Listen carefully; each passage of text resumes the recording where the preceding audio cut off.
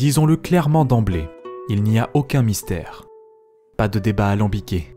Pas de fin ouverte sur une fiction entre les chroniques qui nous présente dans un déluge d'effets spéciaux financés par le CNC la question qui brûle les lèvres de tous ceux qui ont un jour utilisé leur langue pour parler de cinéma. Le meilleur film à avoir jamais été fait est American Movie de Chris Smith. Sorti en 1999 et d'une origine que son titre résume très bien, American Movie est un documentaire hallucinant rapidement évoqué dans le 4e épisode de Cinéo dédié au cinéma guérilla. Il raconte l'histoire de Mark Borchardt, un réalisateur amateur qui tente de lancer la production de son premier long métrage, Northwestern, en terminant son court métrage intitulé Coven, démarré quelques années plus tôt, et dont la vente en cassette vidéo devrait servir à financer Northwestern. Ces quelques informations préliminaires nous servent déjà à établir ce qui fait la grandeur d'American Movie. C'est un documentaire qui raconte une histoire. Un ensemble de prises de vue réelles capturées par des équipes venues enregistrer des moments spontanés livrés par de vrais gens qui étaient eux-mêmes devant la caméra.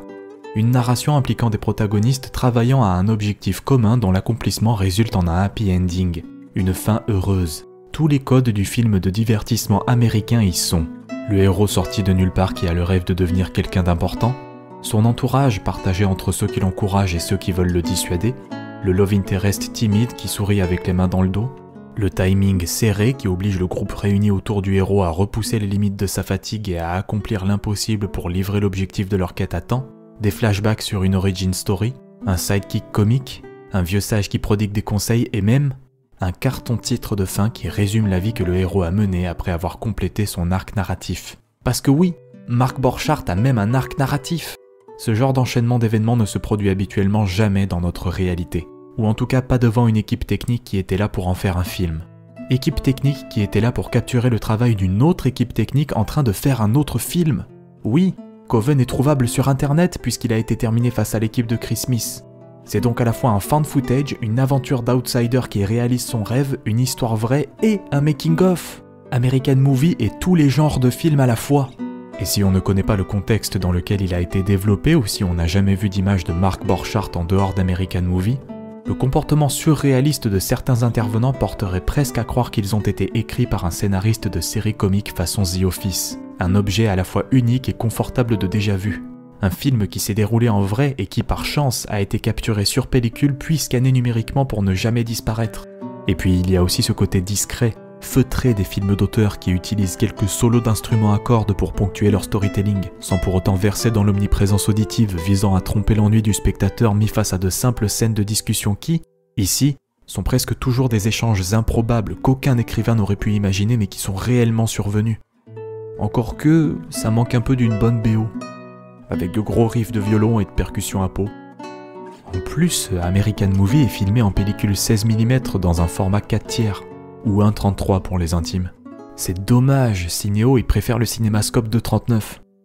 Mais attendez, une histoire vraie, racontée par une équipe de films à gros budget, avec un cadrage spectaculaire et une musique ni envahissante ni absente, le tout avec un personnage central qui a un arc narratif, et d'autres qui viennent graviter autour de lui avec des attitudes inhabituelles mais qui ont existé. En fait, le meilleur film du monde, c'est Le Dernier Empereur de Bernardo Bertolucci. C'est à la fois un film d'auteur calme avec un propos et une fresque audiovisuelle d'une grande ampleur technique. Mais oui! Enfin, peut-être. Faut dire que Cinéo n'a pas vu tous les films qui existent, alors il a pu passer à côté de celui-là même qu'il cherchait. Ou peut-être qu'il n'existe plus, qu'il a été perdu avant d'être numérisé. Ou peut-être même qu'il n'a pas encore été fait. De toute façon, on ne saurait peut-être même pas s'il s'agit de lui si on l'avait devant nous. Comme il serait agréable de posséder une méthodologie infaillible.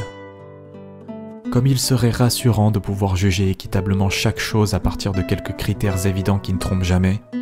Pourtant, cela doit être possible, et même si ça n'existe pas encore, il faudrait commencer à le développer. On n'a quand même pas rien construit ici en 23 numéros. Bon, 23 numéros de moins de 5 minutes, mais quand même. Quelque chose a été accompli ici. Des briques ont été posées. Mais on a construit quoi avec ? Attendez. Des briques posées, construire. C'est ça! Le meilleur film du monde, c'est The Lego Movie, parce qu'il y a un parallèle avec le monde réel, c'est l'univers de l'imagination avec les genres filmiques représentés dedans, donc c'est à la fois tout le cinéma et toute la technologie qui a permis de construire les briques.